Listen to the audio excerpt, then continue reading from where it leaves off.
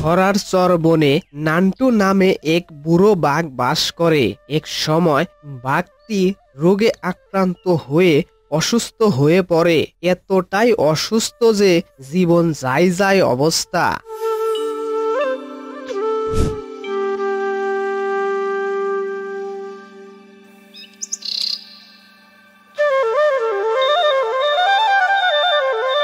একদিন নান্টু বাঘ গাছের নিচে বসে বসে কান্না করতেছিল। সেই পথ দিয়ে যাচ্ছিল মিসকে শিয়াল। নান্টু বাঘ মিসকে শিয়ালকে দেখে কিছু শোনার জন্য কাছে ডাকলো।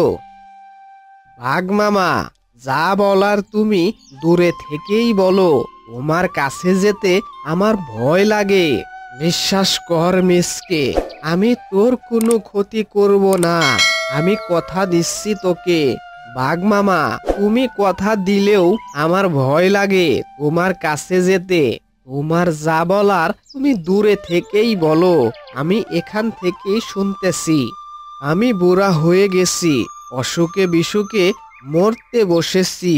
মরার আগে দীর্ঘ জীবনে যা দেখেছি, যা শুনেছি, তা তোর কাছে বলে যেতে চাই। তুই তো বুদ্ধিমান শিয়াল, তুই আমার জীবনের এই কথাগুলো অন্য পশুদের বলে দিতে পারবি, তাতে তারা তাদের জীবনে অনেক উপকার পাবে।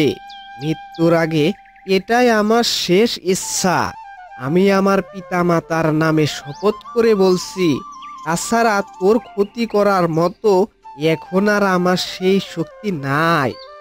এসব কথা শুনে মিসকে অনেক ভেবেচিন্তে বাঘের কাছে গেল আর বলল, এবার বলো বাঘ মামা, একা একা বসে বসে কি ভাবতেছ? কি আর বলবো, মনের দুঃখে এভাবে বসে আছি। এই বুড়ো বয়সে অসুস্থতার জন্য আজ 10 দিন ধরে গাছের নিচে বসে আছি। আমার দলের বাঘ বন্ধুরা আমাকে ফেলে চলে গেছে। তারপর বনের কত পশুকে ডাকলাম আমাকে সাহায্য করার জন্য, কেউ সাহস করে এগিয়ে আসলো না। এই বুড়ো বয়সে অপরের সাথে গল্প করতে পারলে মনে অনেক শান্তি লাগে।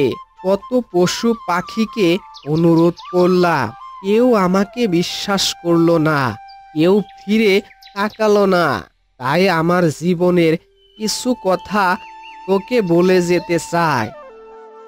শোন মিসকে, ক্ষমতার উপর ভর করে খুব বেশি দিন কাউকে ভয় দেখিয়ে দমিয়ে রাখা যায় না। ক্ষমতা কোনো সম্পদ নয়, জ্ঞানী প্রকৃত সম্পদ। জ্ঞানী ও বুদ্ধিমানকে সবাই ভালোবাসে। তুই জ্ঞানী ও বুদ্ধিমান, তাই তোকে সবাই ভালোবাসে। নম্র শান্ত ভদ্রকেও সবাই ভালোবাসে, আদর করে। হরিণ নম্র ভদ্র শান্ত, তাই সবাই তাকে ভালোবাসে, আদর করে। যারা ক্ষমতার দাপট দেখায় তাদের সবাইকে ঘৃণা করে। তাই আজ আমার এ অবস্থা। আমার সাথে কেউ কথা বলে না, আমাকে সবাই অবহেলা করে। বাঘ মামা, তুমি তো একটা সময় আমাদের সবাইকে শাসন করতে। তোমার এত ক্ষমতা ছিল যে তোমার কথার বিপক্ষে কেউ কোনো কথা বলতে পারতো না।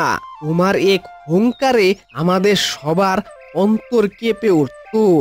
আজ সেই তুমি গাছের নিচে একা বসে আছো, তাও আবার অসহায়ের মতো।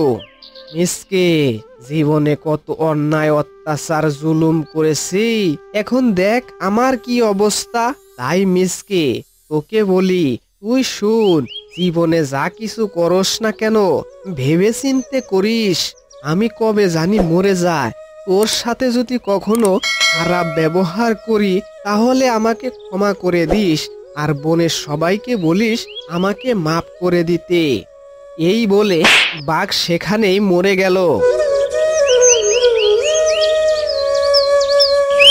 মিসকে এবার ভাবতে লাগলো, বাঘ মামার মতো এত শক্তি, সাহস, ক্ষমতা আমাদের বনে আর কারো ছিল না।